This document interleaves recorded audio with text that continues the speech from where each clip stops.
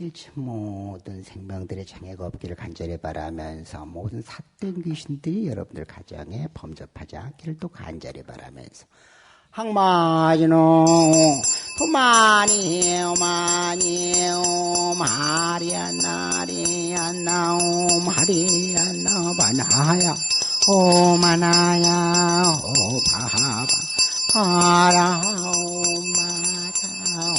도마니 도마니오 하리안나리안나 오마리안나바나야 아나야 오 바바마라 오마타 오마니 오마니 오마리안나리안나 하리야 하나야 오마나야 오바바마라 오마야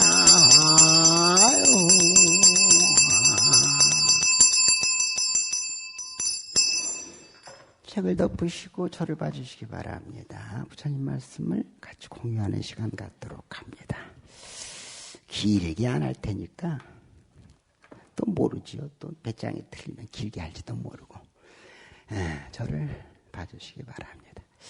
자, 오늘은 여러분들과 그 나눌 내용은 인생은 과연 무엇인가에 대해서 좀 철학적인 질문이라고 할까요? 본질적인 질문이라고 할까요?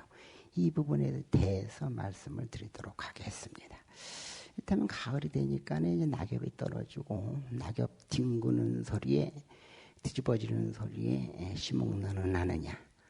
우리 모두가 가을 되면 철학자가 돼요. 그런데 낙엽이 떨어지는 성주 계공에 괴 무너지는 걸 보고 뭔가 마음속에 사는 건 무엇인가에 대한 본질적인 의문이나 회의감이 있을 수 있고 이것이 깊은 생각을 가져다 주지 않을까라는 생각을 해봅니다. 그래서 한번 가을 되면은 가을 축제에 환장하고 이곳저곳 이렇게 그냥 다니는 것도 좋지만은 오늘 피아노 치는 모살이 1년에 한 번 휴가를 맡았어요. 가을을 이겨내기가 쉽지 않았나 봐. 그래서 이제 가족과 함께 가을 맞이를 갔다고 우리를 버리고 용서할 수 있어요. 그러니까 이 가을에 어쨌든 허무함이라던가 이런 것들을 채우기 위해서 뭔가 축제도 많이 하고 그런 것 같은데 우리는 좀 더 깊이 사유하면서 사는 건 무엇인지 사는 것이 무엇인가 이렇게 질문을 하면은 사람들이 또 왜 사느냐라고 질문을 하면 사람들이 두리뭉실하게 어렴풋이 답을 하는데 행복하기 위해 살지 않을까요? 이렇게 얘기를 합니다. 어쨌든 간에 행복하기 위해서 사는지는 모르겠으나 행복을 향해서 여러분들이 가고 있다라고 하는 것은 분명한 사실이죠. 모든 행위가 행복하기 위해서 행위한다, 살아간다라고 하는 것은 분명한 사실이죠. 이를테면 돈도 벌고 사랑도 하고 자식도 키우고 뭐 집도 사고 차도 사고 뭐 명품도 사고 물론 여러분들한테 해당되는 내용은 아닙니다. 사고 뭐 이런 뭐 여행도 가고 모든 행위들이 행복하기 위해서 그렇다라고 하는 것인데 과연 행복할 것인가 행복이 있을 것인가에 대한 본질적인 의문을 가져볼 필요가 있어요. 그런데 불행스럽게도 불자들이 배운 바는 다시 얘기한다면 부처님께서 말씀하신 바는 인생은 고다. 따라서 하세요. 일체계고 그렇지 크게 얘기해봐요. 일체계고 일체는 모두 고다라고 하는 것인데 이게 이제 상충돼요. 그러니까 여러분들이 살아가는 건 행복하게 살아가는데 결론을 얘기하면 인생은 행복이 없고 고다라고 부처님께서는 진단하고 있다. 적어도 중생은 고의 삶을 살 수밖에 없고 삶은 고일 수밖에 없다라고 하는 것인데 여기에 대해서 왜 그럴 것인가 생각을 해보고 그러면 우리는 고통스러우니까 인생을 뭐 하직해야 되느냐 종치해야 되느냐 뭐 어떻게 살아야 되느냐라고 하는 또 질문이 던져지겠죠. 그러니까 왜 인생이 고인지에 대해서부터 진단을 해볼 필요가 있습니다. 인류가 말이죠. 생겨난 지가 한 300년에서 350억 년 됐다 그래요. 300만 년, 300만 년 정도 뭐 이렇게 됐다 그래요. 물론 이것은 뭐 학자마다 다르게 얘기하는 사람들이 있습니다. 어쨌든 300만 년에서 350만 년 전에 인류가 탄생을 했다 그러는데 인류 탄생에서 지금까지 우리가 생존했던 것은 고통을 여실히 기억하기 때문에 생존했다라고 하는 아이러니함이 있어요. 이게 뭔 얘기냐면은 과거를 돌이켜 보세요. 이제 원시 시대의 인간이 먹을 것을 채집하기 위해서 밀림으로 들어갔습니다. 밀림으로 들어가는데 어디서 깍깍 소리는 나고 막 그런 거예요. 그런데 밀림에 호랑이가 갑자기 나타나가지고 잡아먹으려고 그래요. 그러면은 나 잡아먹으쇼 이렇게 하진 않았을 거란 말이야. 그럼 호랑이를 피해가지고 나무로 올라갑니다. 나무로 올라갔는데 가만히 보니까 옆에서 꿈틀꿈틀하는 게 있어요. 비암이요, 비암. 큰 비암이 이렇게 막 이렇게 그 나무를 휘감고 있어요. 그러니까 얼마나 공포스럽겠어요. 그런데 그 인간이 밀림은 위험하구나라는 인식을 하지 않았다면, 다시 얘기한다면은 그 기억을 하지 않았다고 한다면은 그 인간은 살아남을 수가 없었다라고 하는 것이죠. 그러니까 우리의 DNA 속에서는 소위 공포스러운 것, 위험한 것, 생존의 위협을 느끼는 것들, 이런 것들은 아주 기억할 수밖에 없는 이러한 본능 같은 것이 있다라고 하는 거예요. 쉽게 얘기한다면은 좋은 건 기억할 필요가 없어요.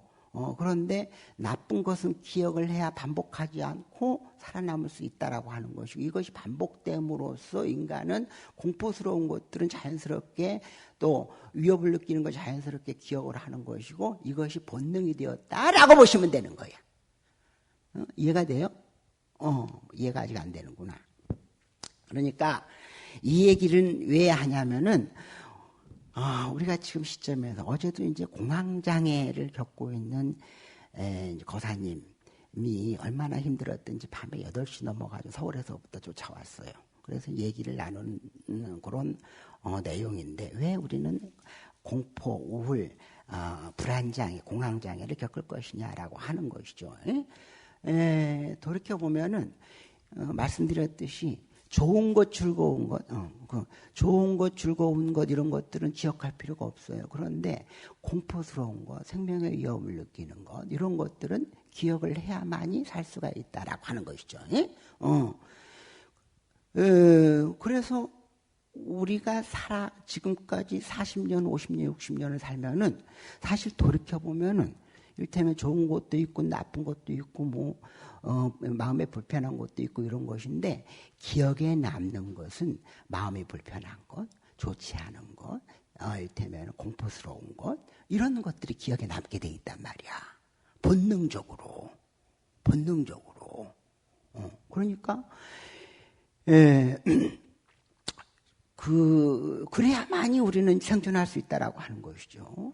그래서 이를테면 좋은 것이 없었느냐, 그렇지 않고 좋은 일도 많이 있었는데도 불구하고 기억에 남지 않는 것이고, 좋지 않은 것들, 불편한 것들은 기억에 남아서 이를테면 내 삶이 차곡차곡 좋지 않은 것들로만 쌓여가지고 이루어진 것처럼 이렇게 생각을 한다라는 것이지. 응? 그러니까 우리가 인식한 것만이 존재하는 것이다라고 하는 것인데, 내 삶 가운데 좋은 것도 있고 안 좋은 것도 있는데, 안 좋은 것을 더 기억하게끔 이렇게 우리가 생물학적 구조로 이렇게 됐다 보니, 그렇게 되다 보니까 내 삶을 돌이켜보는데 기억 남는 것만 남아 있는 것이니까, 이게 굉장히 중요한 유심에서, 따라서 유심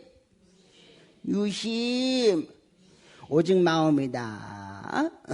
심해 부불이다. 마음밖에 따로 없다. 마음밖에 부처가 없다. 이런 얘기요. 좀 참어.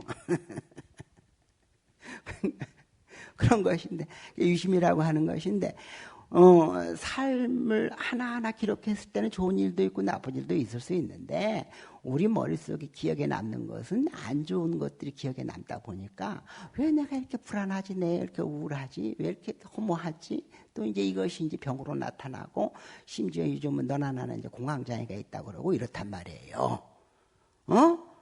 그러니까 주관적으로 임팩트 있게 느낀 것이 많으니 이것이 내 삶인 것이구나 착각을 한단 말이에요. 왜냐하면 기억에 남는 것만이 존재하는 것, 시기 때문에 그렇다는 얘기입니다. 그래서 우리가 40대, 50대에 돌이켜보면은 삶이 뭔가 질척거리고 우울하고 심지어는 이제 우울증, 조울증, 불안장애, 공황장애들이 아주 다반사로 있는 것도 사실은 어떻게 보면 당연한 거예요. 사실은 어떻게 보면 당연하다고. 그래야 인간은 생존할 수 있었다는 얘기예요. 여러분들이 잘 기억을 이해를 못하는 것 같은데 먹는 걸로 생각을 해봐요. 우리 대비보살은 신랑을 잘 만나가지고 평상시에 맛있는 것을 아주 많이 먹었을 거예요. 그런데 기억에 내가 뭐가 맛있었지라고 기억을 해보고 얘기를 하라 그러면은 별반 그렇게 기억이 남는 것도 없고, 되면 내세울 만한 것도 없어요. 그런 거예요. 그런데 잘 생각해봐요. 내가 맛있어서 먹지, 먹을만하니까 먹지, 또 입맛이라는 것이 맛있는 걸 쫓아가게 돼 있잖아요. 우리가 식탐이라는 게 있으니까. 그것도 본능이란 말이에요. 본능이 이제 본능처럼 만들어진 거예요. 생존을 위해서. 그러니까 그걸 쫓아가서 평생에 먹었단 말이에요. 그런데 그것은 기억이 안 남아. 뭐만 기억 남냐면은 먹고 돼질 뻔 알았던 거. 먹고 힘들었던 거. 이것은 기억에 남아요. 그래서 그것을 먹고 배탈이 났다거나 그것을 먹고 엘러지가 있었다거나 이러면은 그건 기억에 남지요. 그리고 난 다음에는 그것을 피하게 돼 있는 거예요. 이걸 트라우마. 따라서 하세요. 트라우마. 그런 거예요. 스님도 이것저것 안 가리고 다 주는 것은 꼭 잘하고 다 처먹고 그런데 안 먹는 게 있어요. 뭐냐면 자두, 복숭아, 살구, 또 이런 것들 안 먹어요. 뭐 또 있어 또. 그런 게 또 있어. 과일 중에. 왜 그러냐? 초등학교 때 가족끼리 놀러를 갔는데요. 자두가 있었어. 그 자두를 하나 먹었는데 자두 엘러지가 생겨가지고 이 몸에 2배로 불어났어. 입술이 이렇게 확 트여가지고 확 뒤집어가지고. 그래서 우리 부친이 그때 아이고 나는 우리 아들 얼굴도 몰라볼 뻔 알았다고 원체 얼굴이 변해가지고 그래 해독제 먹고 살았단 말이요. 그러니까 그 뒤로 자두를 처먹겠어요? 안 처먹겠어요? 안 처먹죠. 그러니까 과일 보면 두려움이 느껴져가지고 자두 안 먹는 건 물론이고 두려움이 느껴져가지고 그 다음부터는 과일을 손을 안 대요. 근데 자꾸 옆에서는 과일이 맛있는데 왜 안 먹냐고 그러고. 이렇게 복숭아가 이렇게 맛있는 복숭아인데 또 왜 안 먹냐고 그러고 자꾸 그래. 아니 엘러지가 있어요. 아니 그래도 먹어보랴. 이렇게 괜찮을 거라고 먹어보랴. 자기는 경험이 없으니까 그런 거예요.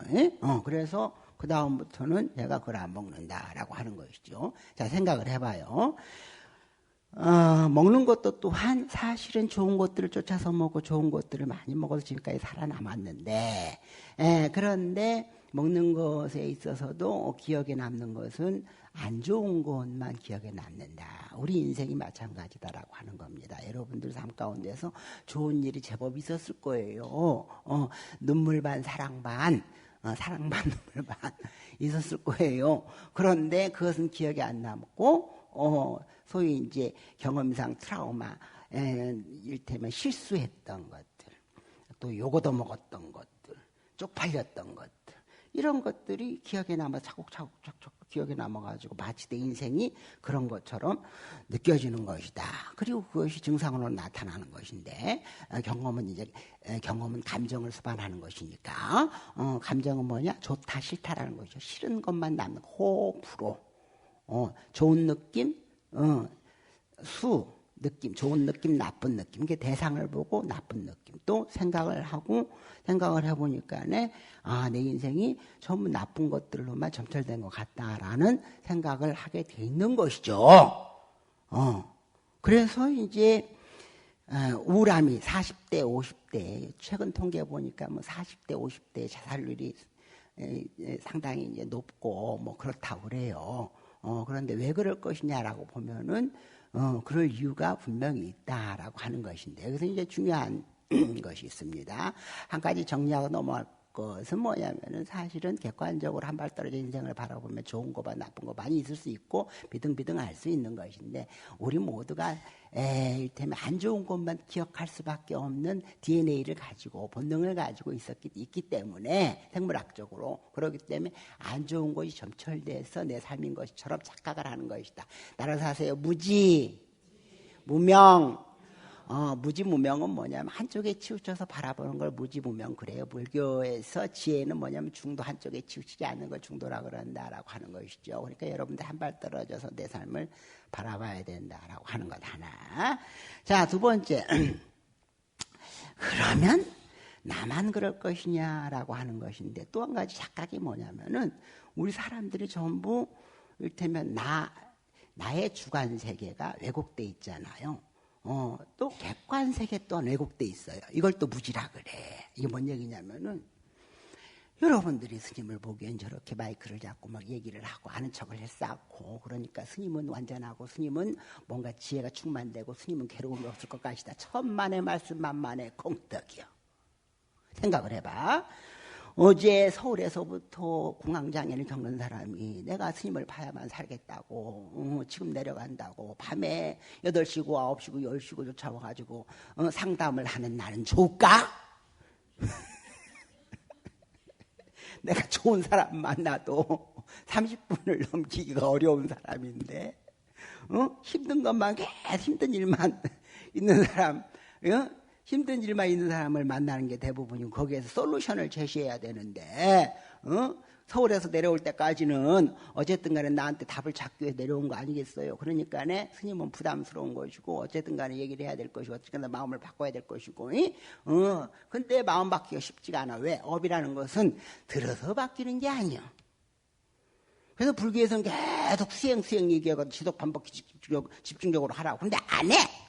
안 하고 뭔가 묘수가 있을 거라고 생각을 스님을 만나면 해결될 것이다. 영험하니까. 영험하지. 근데 그런 영험은 없어.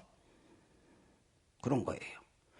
그러니까 내가 스님이 뭔 얘기를 하려고 그러냐면은 남은 행복한 것 같고 자기는 상당히 삶이 무겁고 힘들게 느껴지는 건 왜 그럴 것이냐라고 하는 것인데 이 또한 착각이고 무지다라고 하는 겁니다. 왜냐하면 이런 거예요. 남이 행복하게 보이는 것은 이를테면 여러분들이 시각적으로 봤을 때 행복한 것만 본 거예요. 인스타그램이지 뭔지 무슨 SNS를 통해서 보면은 아이 부부가 말이지 다정하게 그냥 스테이크 고급 레스토랑에서 스테이크를 쓸고 사진을 쫙 찍어서 올렸어. 그러니까 내 인생은 뭔가 서방이 돈을 잘 벌어다 주는가 핸드백을 하나 사다 주기를 하는가 무슨 난 일을 못하면 밤이라도 그냥 어떻게 잘 얼어주고 달래주고 보듬어주고 그래야 되는데 무슨 아니 개 닭 쳐다보듯이 그렇게 쳐다보고 이런데 나는 내 인생은 뭔가 이런 생각이 든단 말이야. 그 사진을 보고 어떤 애는 보기만 하고 서방을 잘 만나가지고 이렇게 고급 음식점에서 스테이크를 썰면서 사진 찍어 올렸구나. 그런데 있잖아. 그 부부한테 내가 물어봤더니 저 100일 전에 서방이 바람을 펴가지고 전쟁을 치르다가 침묵을 하다가 합의한 기념으로 다시 출발하자고 사진 찍었대. 레스토랑에서. 우리 기념으로 한번 새 출발하자고. 내가 용서할 테니까. 새 출발하자고. 용서가 돼? 용서 안 되잖아. 별 수 없이 사는 것이지. 근데 어쨌든 간에 고쳐서 못 쓰는 것인데 그래도 한번 속아보자. 선택지가 없으니까. 선택지가. 내가 여기에서 저놈하고 찢어지더라도 나간들 내가 어떤 놈을 만난들 내가 팔릴 수 있겠냐, 잘 살 수 있겠냐. 그냥 월급이라도 갖다 주는 사람이라도 데리고 살면은 내가 먹고는 살지. 요 생각하는 거야, 그냥. 그리고 용서해 준다고. 마음이 넓은 것처럼, 애정이 있는 것처럼 용서해 준다고. 우리 사진 한번 찍고 기념으로 남깁시다. 찍은 거요. 그게 뭔 얘기냐면 스님이 남의 삶은 행복하게 보이는 거예요. 내 삶은 나만이 알기 때문에 힘들게 느껴지는 거예요. 그래서 부처님은 중생은 일체 중생이 전부 괴로울 수밖에 없다라고 하는 것인데 당연한 얘기죠. 당연한 얘기. 일테면은 공부하려면 힘들고 경쟁하려면 힘들고 그렇다면 이제 돈 벌려면 힘들고, 결혼해서 이쁜 여자, 잘생긴 남자 쟁취하려면 쟁취해 놓고 보니까 이놈이 겉만 포장만 번지를 했지 속은 꽝이요 꽝. 응? 그런 사람 만났어. 괴로운 거예요. 자식 키우려니 괴롭고. 그러다 보니까 50대 되니까 가을이 되니까 낙엽이들 시목나는 나느냐, 사는 것이 무엇인지, 왜 내 인생은 이렇게 허무하단 말이냐, 이런 생각이 들고, 그러다 보니까 60, 70이 되니까 인생 다 갔어, 이제. 인생 다 갔어. 죽을 날만 남았어. 언제 죽을지 몰라. 자꾸 들리는 소리가 누구는 심장마비로 죽었다고 그러고, 누구는 요양병원에 가서 누워있다고 그러고, 누구는 산송장이라고 그런단 말이야. 그게 인생이 고란 말이야. 그런데 그걸 제껴놓고라도 우리는 왜 그렇게 내 삶이 괴롭게만 느껴질 것이냐라고 하는 것은 본능적으로 DNA에 한 생존에 그게 유리하다는 거. 유리하다는 거. 그럼 어떻게 할 것이냐라고 하는 것인데, 그래서 불교는 행복이 있다라는 착각을 하지 말아라. 이 얘기 굉장히 중요한 얘기인데, 없는 행복을 쫓아가니까 자꾸 헐떡거리는 것이고 나만 없는 것처럼 느껴지는 거예요. 응?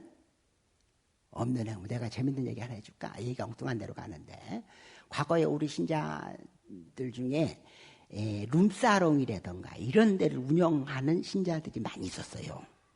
지금은 안 와. 왜 그런지 몰라. 아쉬워. 근데 그 룸사롱에 그 운영하는 신자가 하는 얘기 중에 재밌는 얘기가 많았는데, 손님 중에 변태 중에 변태가 있는데, 그 변태, 좀 죄송한 얘기예요. 다 그렇진 않겠죠. 미리 얘기하는 겁니다. 변태 직업군 중에 대표적인 두 직업군이 있대. 하나는 의사하고 하나는 검사인가 그렇대. 근데 진짜래, 진짜. 그런데 그 사람들이 이제 오면은 술 먹으면은 그냥 일반적인 걸 요구하는 게 아니고 오만 잡것들을 다 요구한다는 거예요. 근데 왜 그럴 것인가 생각을 해봐요. 그 사람들은 피 터지게 공부하는 데 있어서 그것이 좋았겠어요. 스트레스 받는 것이지. 스트레스 받으면서 이제 어쨌든 간에 의사가 됐어요. 그런데 하루 종일 아침부터 저녁까지 환자만 만나요. 환자. 스님이 좋다는 사람 감사하다고 쫓아오진 않고, 힘들고 어려운 사람만 밤낮으로 쫓아오는 거하고 똑같아요. 나도 똑같이 전염되겠단 말이에요. 잘못하면은. 그런데 의사들도 그래. 맨날 환자 만나면은 힘들다는 사람만 만나. 그렇게 돈을 벌어요. 근데 쓰는 놈은 또 따로 있어. 그러니까 스트레스는 받고 뭔가 재미는 없고 하니까 술 한잔 먹으면은 그냥 이것이 이제 눌려졌던 것이 폭발하는 거, 폭발. 검사도 마찬가지고. 내 얘기가 아니고 그 마담 얘기요. 우리 신자 마담 얘기. 왜 안 오는지 몰라. 와야 재밌는 얘기를, 응? 해주는데 정말 재밌는 얘기를 많이 해줬어요. 종교인들이 오는 거에서부터 시작을 해가지고 종교인들 내가 내 입으로 얘기 못해 스님이라고.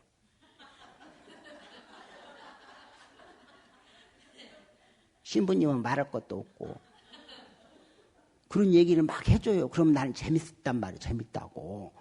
그럼 내가 그래요. 아이고 저기 그런 사람도 올 때 날 살짝 불러봐. 어떻게 노는가 구경 좀 하게. 내가 그렇단 말이에요. 거짓말 아니 진짜야 진짜.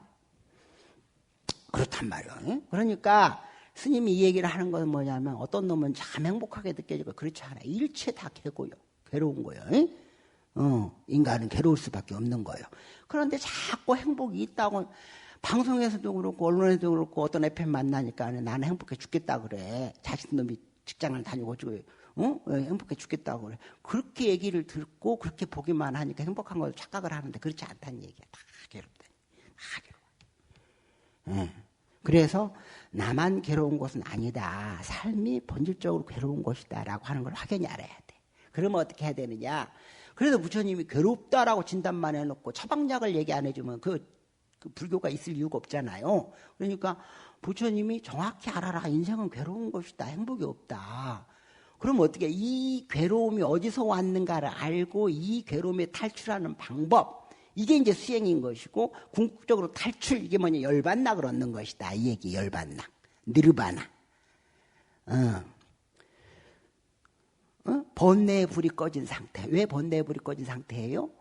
괴로움은 어디서 왔다? 밖에서 온 게 아니고 네 생각 안에 있는 것이다 라고 하는 거란 말이지. 과대하게 포장된 생각 안에 있는 것이다 라고 하는 거. 있죠. 그러니까 모든 본내망상이 소멸되었을 때, 그때의 끄달림이 없을 때, 그때의 열반락이 있는 것이고, 그때의 괴로움이 소멸된과 동시에 깨달음이 있는 것이고 자유로운 것이다. 대자유. 뭐 이렇게 얘기하는 것인데, 이것을 다시 얘기한다면 따라서 하세요. 이제 마무리 짓습니다. 안심인명. 불교가 행복을 쫓지 않고 고를 소멸하는데 무엇을 추구하느냐? 안심, 편안할 안자, 마음 심자, 설립자에다가 이제 명자, 수명할 때 명자입니다. 그게 뭔 얘기냐면은 이 안심, 마음을 편안케 한다라고 하는 것은 이 안의 내용에 대상에 끄달리지 않는다라는 내용이 있어요. 이게 우리가 왜 괴로울 것인가 보면은 전부 난다시 하나같이 대상에 끄달리는 거예요.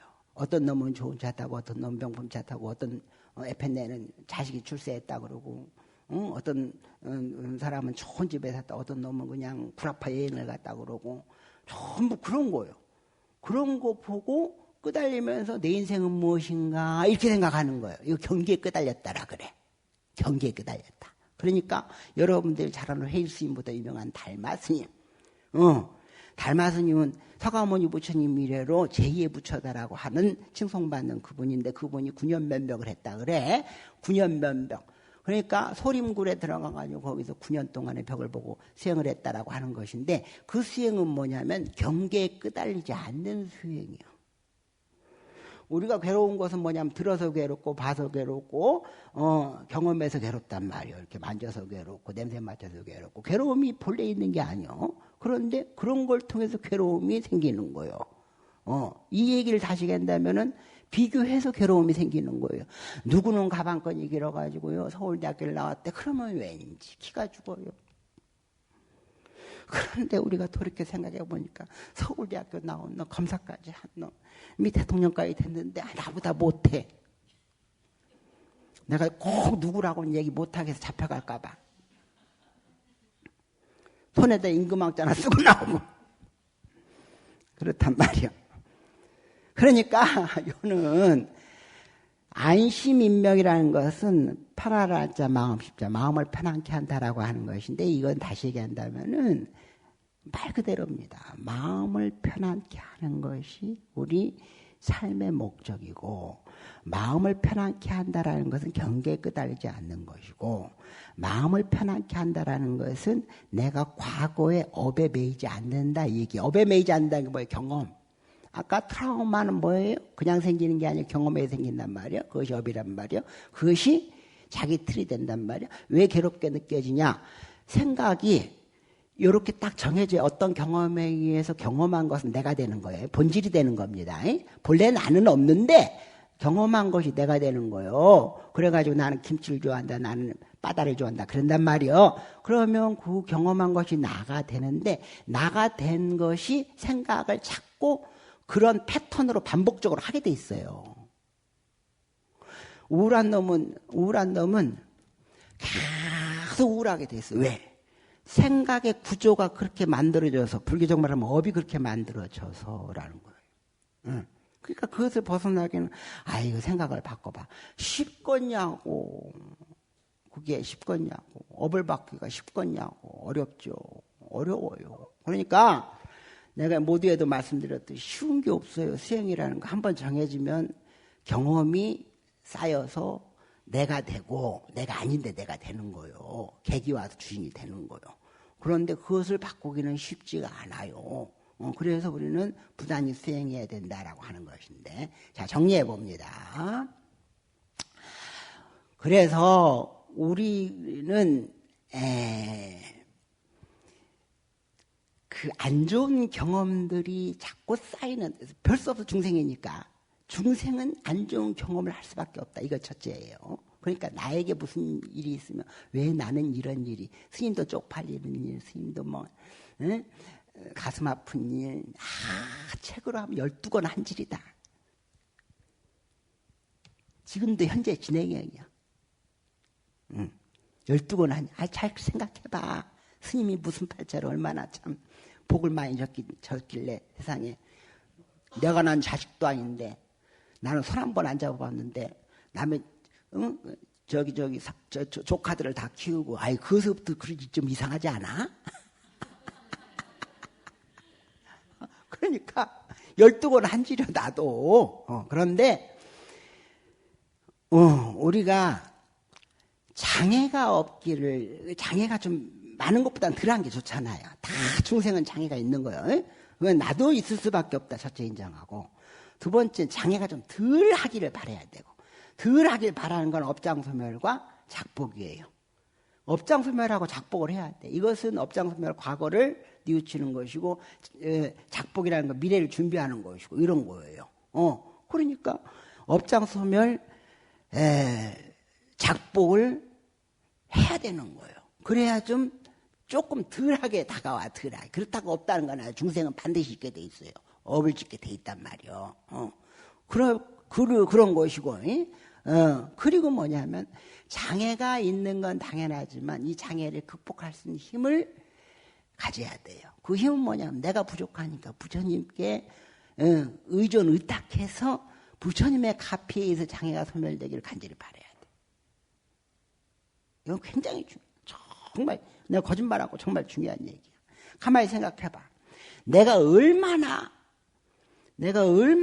기운이 있고, 지혜가 있고, 돈이 있고, 명예가 있고, 다 있어도 소용없거든, 장애라는 건. 아니, 대통령도 마찬가지, 돈 있는 놈도 마찬가지요. 우리나라 무슨 몇 대 재벌도 자살하고 그랬잖아요. 그러니까, 그렇다 하더라도, 그렇게 가졌어도 사실은 내가, 이 삶의 이것을 해결할 수 있느냐? 없거든요. 그런데 여러분들은 집뿐다 돈이 있기를 해. 권력이 있기를 해. 우리가 까놓고 얘기해, 까놓고. 근심 걱정은 뭐 나이가 80이 되도록 자식 손주까지 뭐 근심 걱정은 더 늘었으면 늘었지 줄어들지는 않고 이제 내 생까지 걱정을 해야 되니까. 그렇단 말이야. 그러니까 정확히 알아야 될 것은 내가 내 힘으로 해결하는 것은 한계가 있다. 그러면 정말 온전한 힘을 가진 자비의 화신 부처님께 의탁해서 거기서 해결하려는 마음이 있어야 돼요. 있어야 돼. 여러분들이 이 얘기하면은 그렇게 하면은 뭐 기도하면 뭐 직분이나 생기긴 하고 뭐 합니까? 생겨. 우리는요 살아가면서 자신놈이 좀 모자라면 여러분들이 돈도 내주고 또 무슨 뭐 이렇게 막 취직한다 뭐 누구한테 얘기 요즘은 그거 어렵잖아요. 근데 옛날엔 다 했어.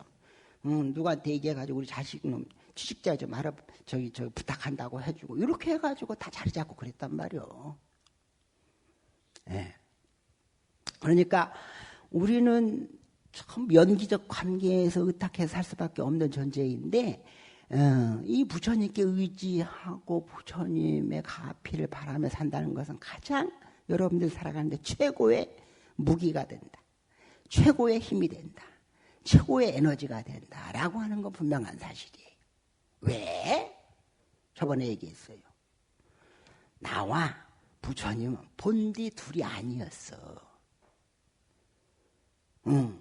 이게 이제 하나이자 둘로 나눠져 있고 둘이자 하나인 것이 이게 우주의 이치예요.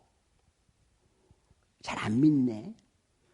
하나이자 둘로 나눠져 있고 여러분들 태생에 보면은 뭐예요? 정자 난자가 나눠져 있지만 그 이전에는 어떻게 돼? 다. 그러니까 거기에서부터 하나의 세포에서부터 해가지고 분열돼서 이렇게 된 거 아니에요. 근데 이걸 확대된 우주도 마찬가지라는 얘기죠. 그러니까 부처님의 온전한 존재와 내가 하나 되려고 할 때 그때 거기에서 온전한 에너지가 생기는 거예요. 그런데 그게 장애가 되는 게 업이고 자아란 얘기입니다. 어쨌든 그렇고 그래서 항상 기도하고 수행하고 이런 것들은 매우 중요한 여러분들 살아가는데 인생의 안심인명에 가까운 가깝게 다가가는 행위가 된다라고 하는 것 뭐 이겁니다. 이제 마지막으로 한 가지만 더 말씀을 드린다고 한다면은 우리에게 장애는 누구나 있어요. 이것을 왜 나한테 있느냐가 아니고 내가 수용할 수 있는 자세와 이걸 극복할 수 있는 힘 여기에 달려 있어. 그러니까 장애가 없기를 바라는 것 또한 당연하지만 장애가 온전히 없을 수 없으니 어떤 장애가 있다 하더라도 내가 이 장애를 이길 수 있는 힘만 있으면 되는 거예요. 이것을 위해서 우리는 부지런히 지혜를 닦고 또 내 업을 닦고 이런 행위들이 있어야 인생이 좀 더 발전적으로 나아가는 것이지 쥐뿔이나 타고난 그대로 살아가면서 잘 되기를 바란다. 그건 아니야. 아무리 전생에 복 있는 사람이 복을 끌어안고 태어났다 하더라도 복이 닿으면 떨어지게 돼 있는 거예요. 부지런히 갈고 닦고 누구를 위해서? 여러분들 인생을 위해서. 영광 전도했겠습니다.